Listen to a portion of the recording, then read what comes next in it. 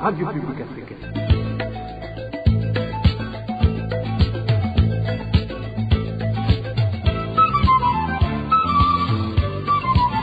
Radio Publique Africaine.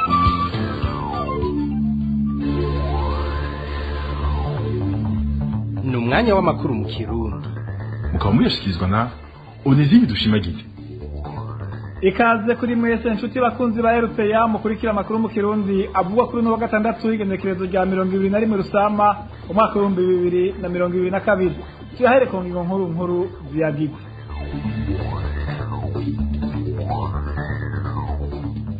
Mu makuru ajaye n'agateka kazina muntu abatesheje izabo mu gwimo bwo mu 1993 muri commune Kabezi ntara ya Bujumbura basaba kagatotezo bakorerwa n'abarongoye intwaro ko hagarara bariyamiriza kandi witwa ko baserukira ngo kuko ari gikoresho cyabo bariko barabatoteza. Mu makuru ya politike ubukene buhanze abarundi muri kino gihe ngo buturuka kuri politike mbi y'umugambo CNDD-FDD atakindi ugamije atari gukenesha abanyagihugu ngo bagume bawuteza amashi basabiriza maze bikunde yugumire ku butegetsi. Muri ano makuru maja kumva umwiheburo w'abanyagihugu hamwe n'umunyepolitike yavuganye na RPA. Nayo mukigabane ku isoko cy'urunani rw'amaradio mwamukurikira ku munsi wa gatandatu uno munsi gishimikira ku ngaruka zigiye kwibonekeza ku miryango y'abasirikare bahitanywe n'igitero c'aba Al-Shabaab mu gihugu ca Somalia. Aya n'ayandi twabateguriye ni mu kanya kaze mw'idonido.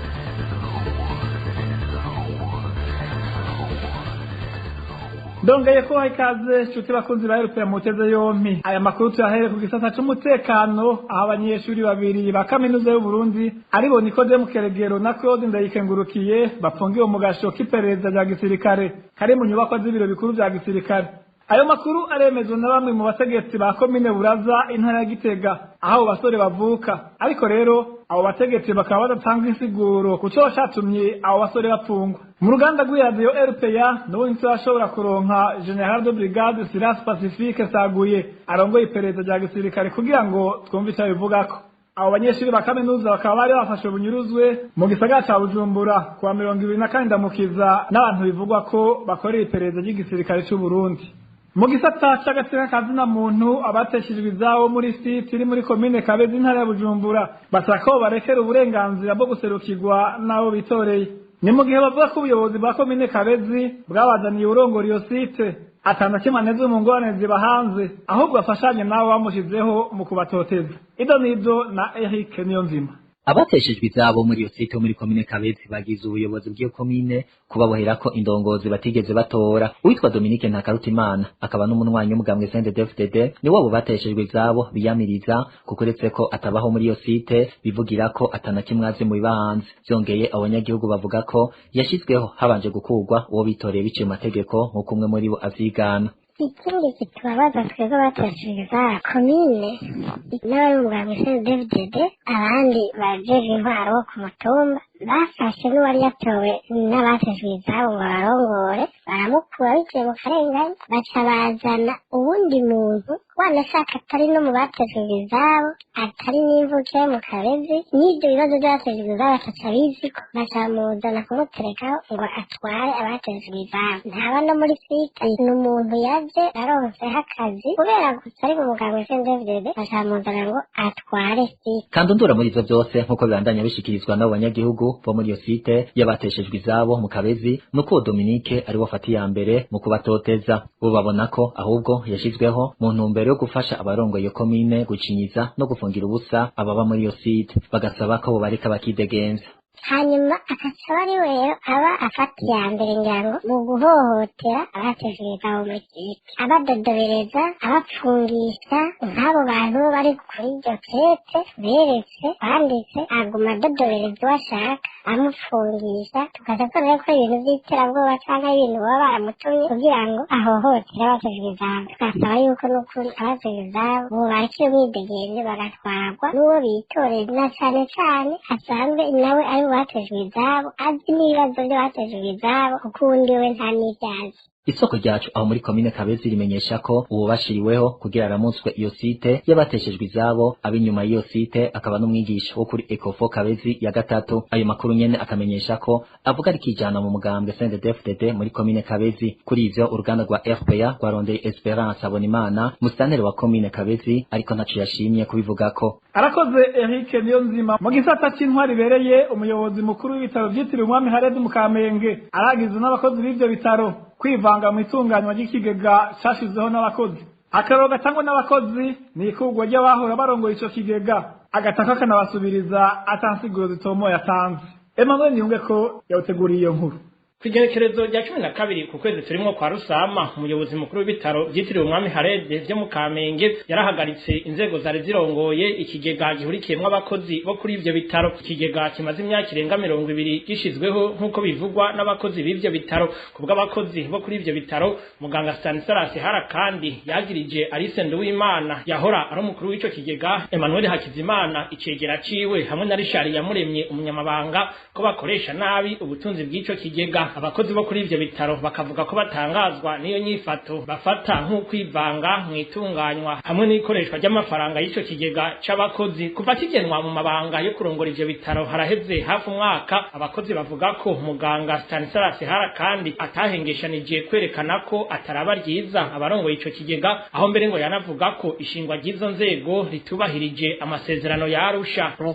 Umwami Karede turatewe agahinda n'umubabaro ingene umuyobozi w'ibitaro Hara kandi cyane yivanga mu bijanye n'ikigega cyashyizweho na twebwe abakozi. Mbere bamwe twanagisanze cyarabayeho ko kiramaze imyaka irenga 20 yakivanga mu gukura indongozi z'abakirongoye abifitiye uruhusha kuko ico kigega ubuyobozi bw'ibitaro nta mutahe wabo urimo. Ariko nyene agaruka kuvuga ngo ikigega bitwawe nabi abakirongoye ngo n'abatutsi ngo amasezerano y'Arusha ngo niyubahirizwe akamaramaza n'ukuri. Byongeye abakozi bo kuri ivyo bitaro bariyamiriza amatora yabaye kuri wa gatanu. Amatora yarahagarikiwe n'uwitwa Eric Manirakiza ajejwe igisata c'amategeko aho muri ivyo bitaro. Naho abakozi bagumye basemerera ko ayo matora ateye kubiri n'amategeko nticabujije ko hatorwa Leonidas Ndayisenga mu kibanza c'urongoye ico kigega hamwe na Aloyize Niyunge ko icegera ciwe. Inzego zaraye zikuwe n'umuyobozi mukuru w'ibitaro vyitiriwe umwami Harede zikaba zari zimaze imyaka 2 gusa ku kiringo c'imyaka 4 zari zashiriweho. Ikiringo ariko gishobora kwisubiriza kubwabo bakozi bo ku bitaro kwa Karede kubona umukoresha wabo ashiraho inzego zikomoka mu mugambwe uri ku butegetsi ngo baruruyeri go kunyuruza amafaranga yabo. Aha mukamenya ko buri kwezi umukozi ashira muri ico kigega amafaranga hangana n'ibici 10% by'umushahara wiwe. Kuri ivyo twagerageje kurondera muganga Stanislas Hara kandi umuyobozi mukuru w'ibitaro vyitiriwe umwami Harede kugira ngo twumve ico biba bivuga ko, ariko kuri telefone yiwe ngendanwa batwishura ko ari mu kibanza ca kure. Arakoze Emmanuel Niyunge ko tumira mate bitandukire igisata ca politike. Ibisata nka byose by'ubuzima byarahagaze mu bice byinshi by'igihugu. Ivyo bikaba ari ingaruka za politike mbi y'umugambo CNDD-FDD ngugamije gukenesha abanyagihugu bagume bawuteza amashi basabiriza. Iyo politike atahiganisha umunyagihugu ngo bitere bitebuke abanyagihugu bazoyamiriza. Umviriza umunyagihugu mu gisagara ca Bujumbura bisa naho yihebuye. Abantu bazoruha eraba nk'ingingo ziheruka gufatwa z'amamoto gukura amamoto mu gisagara amabajaji amakinga no kuvuga ko bijya bintu byari ibintu bitunze abantu batari bake cyane, byari bitunze imiryango myinshi na bene ibyo vyuma n'ababinyonga nabo byasahiriza mu kwiyunguruza. Ni ukuvuga ko rero ivyo ni ibintu bigenda vyereka abarundi bato bato ko ubutegetsi novuga amajambo make ko atarukundo bafite ko bubarondera kwayo majwi. Naho rero jewe ngira nti kuri ubu ntawoshoka avuga ngo bizogenda gutya, ariko iyo bija hose hazogera igihe abarundi baruhe barengerwe bace bakora ibyo batokoze. Ni ibintu birimo igipfungu kirekire ndetse birimo na politike yo ku rwego rwo hejuru y'umugambwe uri ku butegetsi CNDD-FDD, umugambi wo kugomba gukenesha abantu no kugira abantu ibijuju kugira ngo bagumize ubwenge n'umutima kuri bya bintu nyene bagenda gutondera, ntagiye gutondera isukari abana ntibanywa cyayi, ntagiye gutondera igitoro sinshobora kuja ku kazi, ntagiye gutondera igitoro abana ntibashobora gufungura, gutondera imiti kwa muganga, ntakindi kintu bashobora kwiyumvira kera canke hirya y'ejo. Ni ya politike yo kugomba gukenesha abantu kugira ngo agende kubasaba afukamye yarandishikanye mu mbabarire, kuko inzara izoba yamaze kugira kugushindikaza kukugira nabi umuryango. Umunyapolitike Shovino Mugwengezo aremeza nawe nyene ko ubukene abarundi barimwo buturuka ku mugambi mubi wa CNDD-FDD wo gusonzesha abanyagihugu. Asigura ko umugambi ugamije gutuma abarundi bayoboka ubwo butegetsi kandi ntiharukure mu kanwa ngo bashire habona ibitagenda neza. Kurikira Shovino Mugwengezo arongoye umugambi w'PD Zigamibanga. Tagaseseshwa rumuri, inzara iri mu gihugu cacu izura izahara kubera ibintu vyankenegwa mu buzima bwa misi yose vyakenye.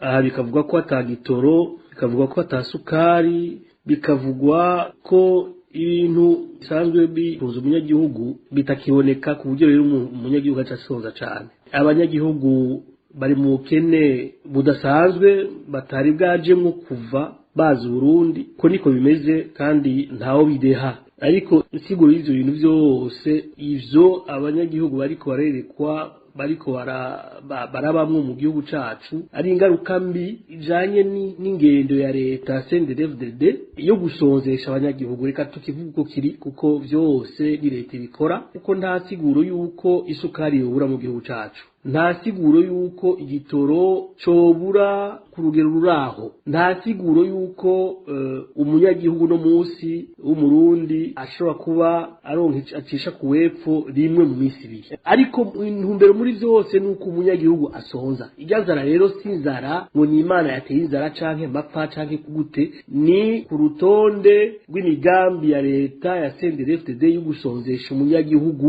mu ntumbero yuko uwo munyagihugu ateba akaba igikoresho ca leta. Iyo nzara igatuma adashobora no kuvyura umutwe kugira yereke leta ibitameze neza, ayoboke leta. Hageze aho bagira bati none twebwe inguvu zacu tuzozikura hehe? Tuzozikura mu bukene bw'umunyagihugu. Azoba yashonje, azoba yakenye, nta bundi bukiriro azoba afise, tukamukoresha ico tugomba. Noneho yemeye kugendera mu kwaha kwacu, yemeye kuba muja, ntasubiye kwiyumvira abe ari wa wundi ashonje ku buryo atajwi ashobora kuba gisigaranye. Uwo munyapolitike avuga ko umugambi ari wo gutuma kandi ubutunzi bw'igihugu bwizigirwa n'akagwi k'abantu bari ku rushi kagizwe n'abategetsi baturuka mu mugambi CNDD-FDD.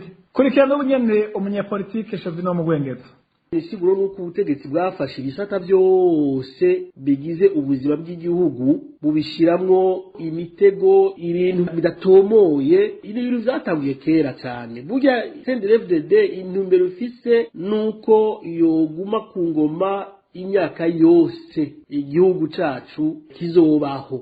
Ivyo navyo aho babicisha ahandi babicisha muri uko kuntu kukenesha abanyagihugu kugira abazoba basigaranye uburyo bonyene mu gihugu cose ari CNDD-FDD, ari abategetsi ba CNDD-FDD. Ivyagiye biraba ni ivy'amasoko guturirwa systematiquement, bisigura ko ari umugambi ugayitse mubi wa leta. Mu bisanzwe igihugu cacu gisanzwe gifise ivyangombwa kugira umunyagihugu abeho, gisanzwe coba igihugu ndetse gifise amahirwe y'uko bw'umunyagihugu buba hejuru ugereranyije n'ubuzima bw'ahandi. Abarundi bashonje kubera leta, kuko ibiboneka vyose biherera mu minwe y'abo bategetsi. Ari abategetsi batanu bafise uruhara ku bandi canke bafise igihagaro ku bandi, kiba cabonetse cose bagaca bakigabura ngo gatanu. Ivy'umunyagihugu ntacyo bibabwiye, kubwaho nta n'agaciro bafise. Mugabo ivyo vyose bariko barakora bamenye ku munsi umwe umunyagihugu amaze gushegeshwa ateba agafata ingingo kugira yikure ku mwasi wa mbere, kuko umwasi wa mbere w'umunyagihugu Murundi no munsi kinzara ni leta ya CNDD-FDD.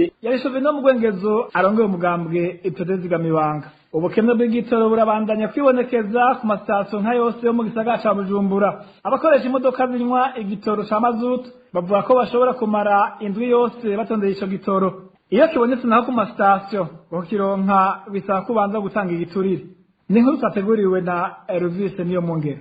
ku mugwa mukuru w'ubutunzi Bujumbura ikibazo c'igitoro cabaye akananira abahinga nk'uko bivugwa n'isoko ryacu aho ku mugwa mukuru w'ubutunzi w'igitoro co mu bwoko bwa essence kiraboneka nabi ariko ico mu bwoko bwa mazutu burashobora kumara indwi ugitondeye iyo kibonetse naho kugira abakuzuriza imodoka nini urinda gutanga igiturire Bujumbura essence haraboneka rimwe mu gihene ku matwike duto ikintu kitwa mazutu nuko negose ubuhejeje abagera gusa mazutu abonetse asanga batanze nko ku sitasiyo ku masitasiyo abiri kugira bakuguzurize ikamyo zijana imizigo hanze zirabutanga igiciro cya desamire ku mugera cya tuwaka ku modoka imwe. Uyu mushoferi amenyesha yuko amaze indwi yose atondeye igitoro cyo mu bwoko bwa mazutu akamenyesha yuko niyo kibonetse kuba gitanga ku kimenyane iyo bakibuze naho bagura litiro ya magendo amafaranga ari hagati y'ibihumbi 5 n'ibihumbi 6. Mazutu no bakaraje ko mazinzi zare gitonda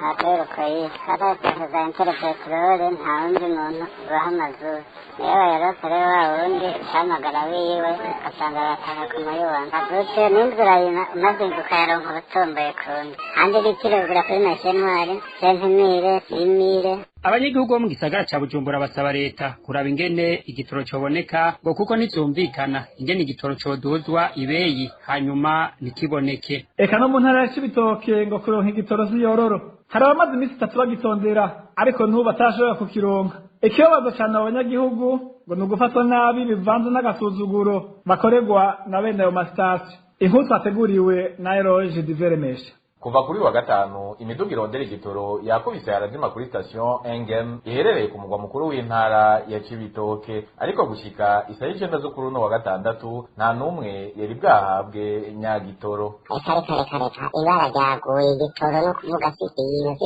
byo kuvuga ibitare kwana kukarika twiriweho rizinda rirarenga ubu ntabwo yabo caboneka no kuri Engem zaraye ku musitari base gutana sinzi abari abo bose ari ku musitari bose banje n'abagandari uko uri kadaga namahera ndangira notora ntonda kuyabika amabanki yose arugaye. Muri abo bagihiga harimo n'abamaze iminsi bakiraririye. Muri uyo mwanya abo banyagihugu bavuga ko hariho bamwe bakironka ukimenyane canke ku giturire batanze. Gitanga ku mabido ni kwako n'ibindi babandi batora bitanu ku igitoro cumi bagaca bashiramo bagakora umushefu n'akamushefu munasi nuko bimeze abapolisi n'ababikora tubamaze iminsi 3 dutoneye igitoro. Tubamenyeshe ko habuze igitoro cy'ubwoko bwa mazutu hamwe na essence vyose aho ku mugwa mukuru w'intara ya Cibitoke. Arakoze Eroge Diveremesha tumira amata yatandukire igishaka bishaka no kiganiro cahariwe ikigabane kw'isoko. Inyuma y'igitero c'aba El Shabab mu gihugu ca Somalia, igitero cahitanye abasirikare b'abarundi, imiryango y'abo basirikare iri mu mwiheburo munini. Ikigabane kw'isoko c'uno musi kiza gushimikira ku ngaruka mbi zigiye gushikira imiryango y'abo basirikare. Dufatiye ku gacerere k'igisirikare cy'u Burundi ku byabaye kuri abo basirikare. Kw'isoko mu gishikirizwa na Marie Ange Irakoze. Kw'isoko ni ikiganiro mushikirizwa ku minsi yose ya gatandatu mukagitegurirwa n'urunani rw'amaradiyo Radio Inzamba agateka kawe, Radio RPA ijwi ry'abanyagihugu na Radio Television Renaissance. Mu bucagucagu bwa gatatu Rusama ingabo z'u Burundi zarungitswe gufasha kugarukana amahoro n'umutekano muri Somalia zaratewe. Intagondwa z'aba El Shabab zabateye ku kirindiro cabo ci Selbarafu. Igisoda c'u Burundi caciye cihutira kwandika ko ingabo z'u Burundi zihasize ubuzima muri ico gitero ari 10, batanu nabo bakaba barabuzwe irengero. Abasoda bari ku rubuga muri Somalia bo bavuga ko abarenga 30 bishwe. Ibiziga rero hamaze kuboneka bike cane. Mu miryango baracarindiriye inkuru y'imvaho. Icizere cyo kuronka ibiziga ku batari bake gitera kigabanuka. Ubu imiryango y'ababuza ababo yoba imerewe gute kuba batazi ko bazoronka ababo ngo babashingurane iteka? Abaganga mu by'inyifato y'abantu bo bavuga iki kubijanye n'ingaruka zishobora gushikira iyo miryango yabuza ababo ntibabafube? Inyishu ni mu kiganiro kw'isoko cyo kuri wa gatandatu igenekerezo rya 21 Rusama umwaka w'ibihumbi 2022. Marie Ange Irakoze nije ngenda kibashikirize sangwa ikaze. Iri ni ijwi ry'umunyagihugu yababaye kandi yatuntuye ushiraho rishimye uribabarire wongere uryumvire ntukifuze kwegera umunyagihugu. Ndongeye kubaramutsa ndabaha n'ikaze. Haraheze iminsi igera kuri 17 habaye igitero ku ngabo z'u Burundi Isel Barafu muri Somalia. Abasirikare barenga 30 barahasiga ubuzima nk'uko bagenzi babo bacitse ku icumu babivuga. Ibiziga bimaze kuboneka ndwi gusa. Imiryango y'abahaburiye ababo iri mu gahinda. Uretse ko atankuru y'imvaho bararonka n'abagiye baravyongoregwa n'abari ku rubuga, nta cizere cyo kuzohava babona babo ngo babashingurana iteka. Aba ni bamwe mu babuza ababo baganiriye na bagenzi bacu bo kuri radio Inzamba. Umuntu agire kubura uwiwe yongera abandanye n'umwana asigaye, abandanye yitwa na kigoye. Habure gitabara, habure ubikira umuntu ati kanaka yarashengeye, habure iki. Ibi bintu n'ukuri leta n'ivyiyumvire irabe ico yofasha iyo miryango yarireye abaye yarifite inshuti n'abagenzi, baheze barabe ikintu bobabwira, bareke gupana intuntu. Ubu bararushe mu mitima, nibishe mu kibanza cabo basi. Turafise ubwoba n'agahinda n'umutima wuzuye intuntu ngo tutaramenya abacu ko bakiriho nuko uba barashengeye. Bagomba gusaba rero ko yogerageza ikabikira imiryango yarifise y'ababo, bakamenya ko ababo bapfuye, bakareka gupana intuntu y'ivyibazo batagira uwo bari buture ivyo bibazo, tukamenya ko twabuze. Iyo uzi uwawe yarenze irembo agaturuka mu gatondo agenda ubona akomeye, hama warindira ku mugoroba ko ataha ugahebura, urumva ko ivyo bintu bibabaje. Utagira umuntu akubwira aterega ibintu byagenze. Leta n'ivyiyumvire n'ukuri ihumuririze abantu bari bafite inshuti n'abagenzi ngaho muri Somalia, abafite abana babo, abafite abagabo babo, abafite abagore babo, gushika ubu yakabataza n'umwe aramenya ko aguma afise ibintu vyo kwikeka gusa ko wiwe yapfuye. Naho nibamba barapfuye babwire bagandare baganduke ingwane turazizi ibintu vyama vyabaye, kandi nta muntu agira isoni ryo kubikira umuntu. Ibi bintu ntibibaho mu gihugu. Aniseti Sabimana yize ibijanye n'inyifato y'abantu, yaganiriye na bagenzi bacu ba televiziyo Renaissance, avuga ko iyo miryango igiye kugira ibibazo bikomeye. Ati izosigarana ibikomere ku mutima. Mu gihe batabimenyeshejwe bazogumana ijisho riraba kw'irembo, riraba kw'ibarabara, bavuga batabacu ejo canke ejo hirya y'ejo bazoza. Ico rero kirababaza. Ico kirababaza umuntu yama muri latente cyane cyane ivyo byo ku rugamba, byo mu ntambara, bakavuga bati twizere yuko ariho kandi atariho. Ivyo bintu bizozana ingaruka mbi mu mitima y'abantu ubwabo, mu mitima y'imiryango, ingaruka mbi mu mitwe, uko biyumvira, uko bakora, siko bazoguma, kuko ukomeretse ari ibintu vyononekara. Hari ibintu vyononekara mu mutwe ku buryo adatunganya ibintu uko yahora. Hari ibintu vyononekara mu mutwe ku buryo atabana neza n'abantu uko yahora. Hari ibintu vyononekara ku buryo akazi arimwo adashobora gukora uko vyahora. Hari ibintu vyononekana ku banyeshuri, ku bana, ku buryo uko yakwikira mu ishuri, uko yahora yumviriza umwigisha, uko yakora akora ibizamini canke yahora bishobora, biragenda bisubira inyuma byose. Aniseti Sabimana asaba leta kwikubita gashi ikabwira ukuri imiryango yabuze. Leta rero ndayitera akamu yigarure, yemere icabaye bateza kubibwira ababo ndavuga abadame, abana babo, abavukanyi babo, abavyeyi babo, ikaninshuti zabo. Imbere yuko baba igihugu babanza kuvukira mu nzu y'umuntu, imbere yuko baba igihugu babanza kuvukira mu muryango w'abantu, abavyeyi. Ikintu cera kirera, ikirabura kirirabura, bavyanka bavyemera, ukuri ntiguhishwa. Naho babihisha abo banye n'abantu, bamenye ko abantu bazobimenya. Nimba rero bagomba kuguma bica abarundi, bakabica mu mitima, akabicisha ivyo, nabo buraca bucana yandi. Ico wifuriza mugenzi wawe ejo kizakubako. Uwo yakomeretse nawe azokomeretsa abandi. Uwo yakomeretse azokura akiri muto, azokurana urwango, azokurana ishavu, azokurana agahinda, azokurana umutima w'igikoko ku buryo avuga ati je nakuze nankwa, nakuze mbeshwa ndenganywa, ntibambwiye amakuru ya data, barambeshe kandi ari leta. Inshuti bakunzi b'ikiganiro ku isoko, ni kuri ako kamo Aniseti Sabimana yanonosoye ibijanye n'inyifato y'abantu duhereje ku ikiganiro ku isoko. Mwumvise ko imiryango yaburiye ababo mu gitero cabaye Isel Barafu muri Somalia iri mu mubabaro utagira izina inyuma y'imisi 17 itarashobora kuronswa inkuru y'imvaho ku bijanye n'ababo basize ubuzima ku rugamba. Mwumvise umwihwezo wanonosoye ibijanye n'inyifato y'abantu yashikirije. Marie Ange Irakoze nariko ndakibashikiriza ndabikebanuye naho ubutaha. cyari ikiganiro ku isoko. Tumushimire Marie Ange Irakoze, tubashimire namwe mwese mwateze yo mpano makuru akaba ari hano agarukiye. Shimire kandi bagenzanje bo mu ruganda rw'amakuru bamfashije kwatorokanya. Shimire kandi abo mu buhinga bw'ivyuma batumye ashobora kubashikira. Onezime dushimagize nabashikirije, ndabaseze ndayifuriza umunsi mwiza w'akaruhuko.